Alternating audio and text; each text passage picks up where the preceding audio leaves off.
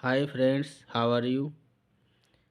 आज मैं 10,000 क्वेश्चन की महा मैराथन जीके की सीरीज स्टार्ट कर रहा हूं और ये मेरी सीरीज पार्ट वाइज और चैप्टर वाइज चलेगी।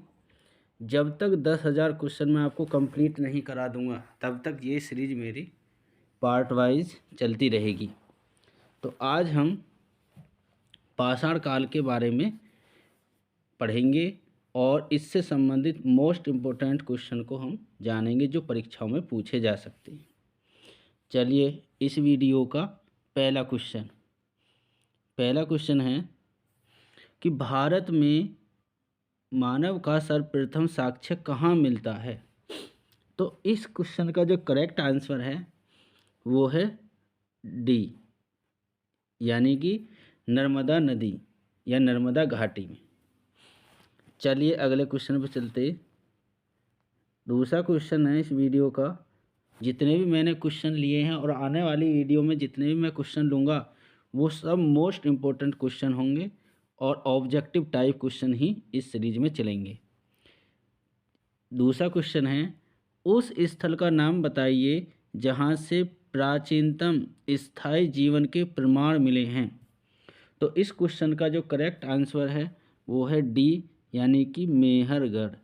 मेहरगढ़ से प्राचीनतम स्थायी जीवन के प्रमाण मिले हैं। क्वेश्चन नंबर 3, खाद्यान्नों की कृषि सर्वप्रथम प्रारंभ हुई थी, यानी खाद्यान्नों की कृषि सर्वप्रथम प्रारंभ हुई थी, यानी कौन से काल से प्रारंभ हुई है। तो इस क्वेश्चन का जो करेक्ट आंसर है वो है ए, यानी कि नवपाषाण काल में। नवपाषाण काल में खाद्यान्नों की कृषि सर्वप्रथम प्रारंभ हुई थी। क्वेश्चन नंबर 4, मानव द्वारा सर्वप्रथम प्रयुक्त अनाज था, यानी मानव ने सबसे पहले कौन से अनाज का प्रयोग किया, यानी कि कौन सा भोजन के रूप में कौन सा अन्न प्राप्त किया, मतलब कि खाता था वो कौन सा अन्न जो। तो इस क्वेश्चन का जो करेक्ट आंसर है वो है सी, यानी कि जौ, यानी सबसे पहले मानव ने जौ खाना प्रारंभ किया था।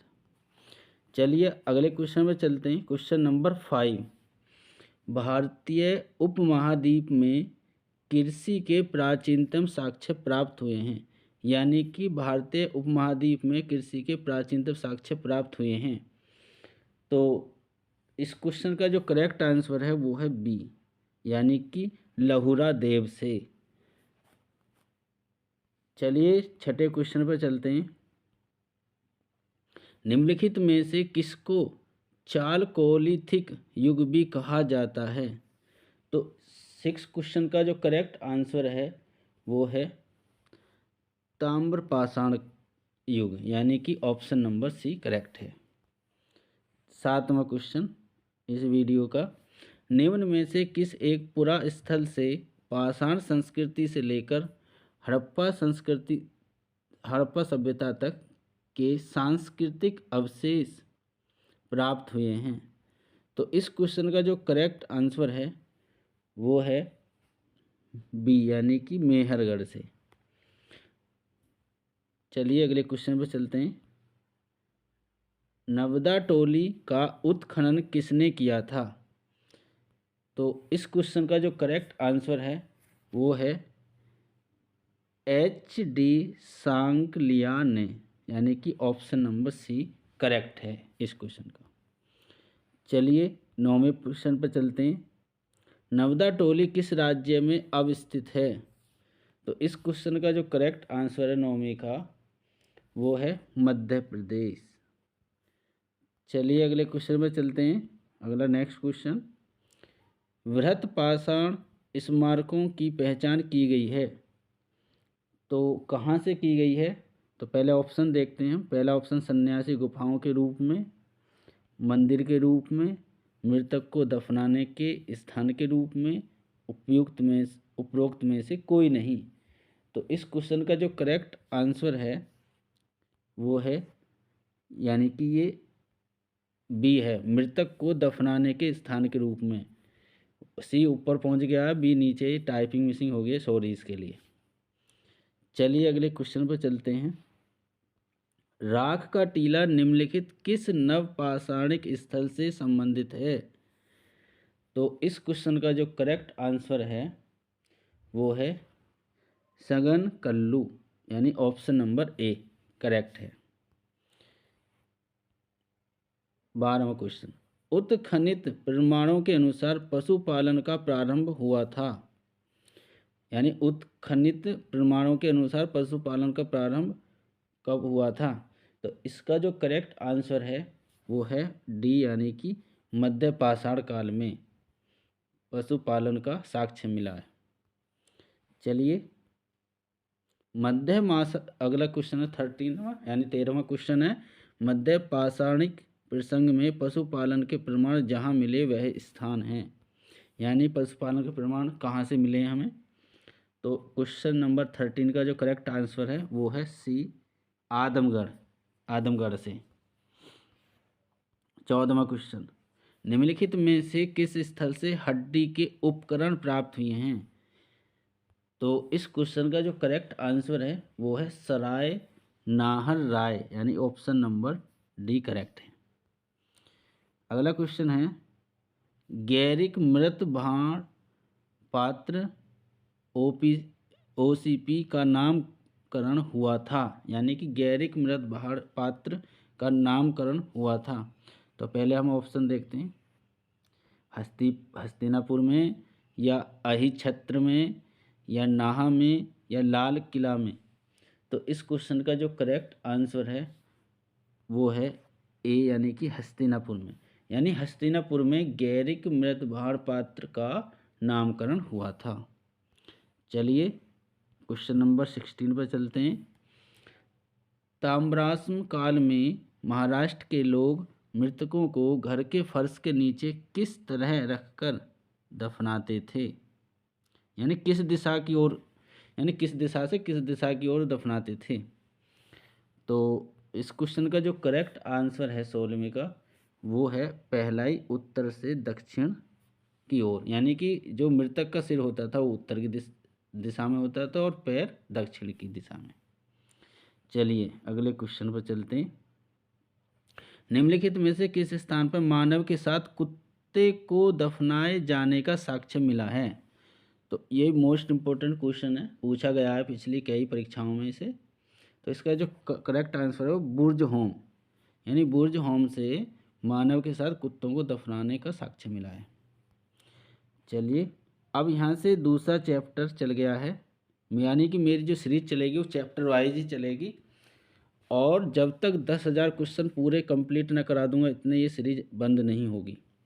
तो मेरी इस सीरीज को फॉलो करते रहें, और मेरी वीडियो का नोटिफिकेशन आपको सबसे पहले प्राप्त हो सके तो बेल आइकन पर क्लिक करें, मेरे चैनल को सब्सक्राइब करें, और मेरी वीडियो को ज़्यादा से ज़्यादा शेयर करें, मेरा मोटिवेशन बढ़ाएं ताकि मैं इस सीरीज को कंप्लीट कर सकूं।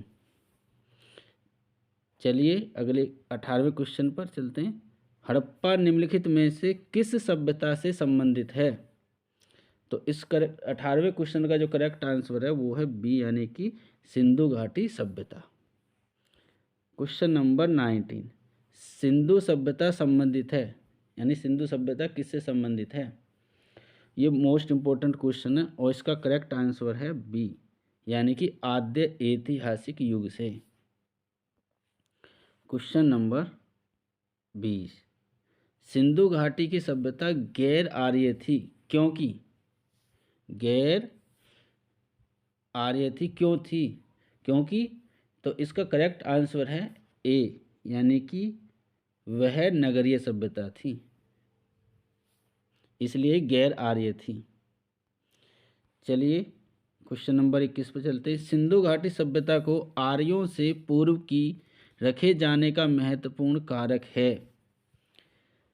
तो इस क्वेश्चन का जो करेक्ट आंसर है वो है मृद भाण है, यानी क्वेश्चन नंबर डी करेक्ट है, यानी ऑप्शन जो इसका डी है। चलिए अगले क्वेश्चन पर चलते हैं। सिंधु घाटी संस्कृति वैदिक सभ्यता से भिन्न थी क्योंकि?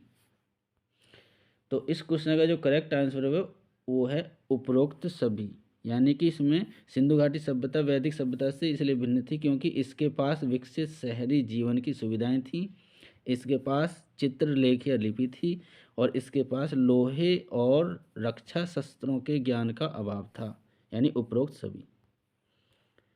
क्वेश्चन नंबर 23, हड़प्पा संस्कृति की जानकारी का प्रमुख स्रोत है।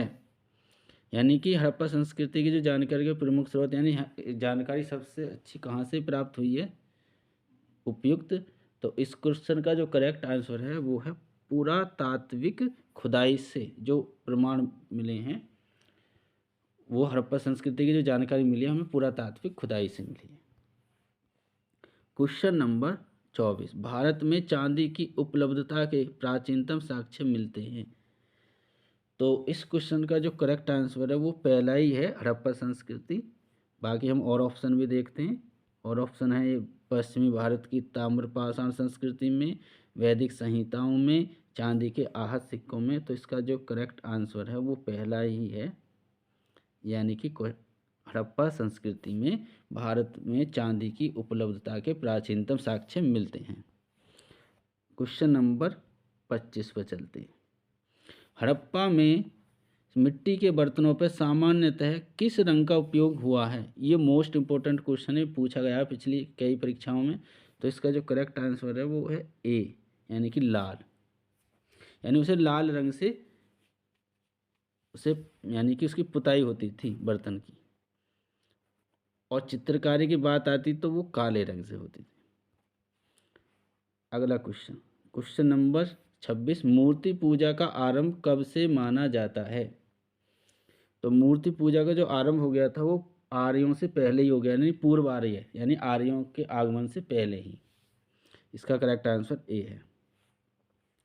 27वां क्वेश्चन, निम्नलिखित पशुओं में से किस एक का हड़प्पा संस्कृति में पाई मुहरों और टेराकोटा कलाकृतियों में निरूपण नहीं हुआ है? यानी कौन से पशु का निरूपण नहीं हुआ है?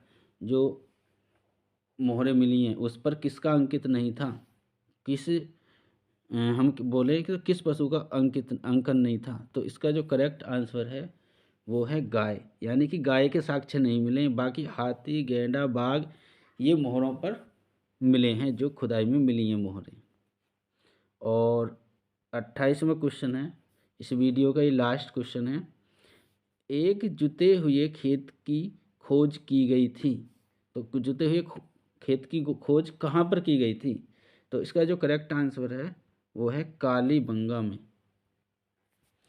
तो हमारी यानी ये पार्ट, इस सीरीज़ का पहला पार्ट यहीं पर समाप्त होता है। आपको मेरी वीडियो कैसी लगी है प्लीज़ कमेंट्स करें, और मेरी वीडियो को ज़्यादा से ज़्यादा शेयर करें ताकि मुझे मोटिवेशन मिले और मैं और बेहतर तरीके से आपके सामने इस सीरीज़ को कंप्लीट कर सकूं। थैंक्स।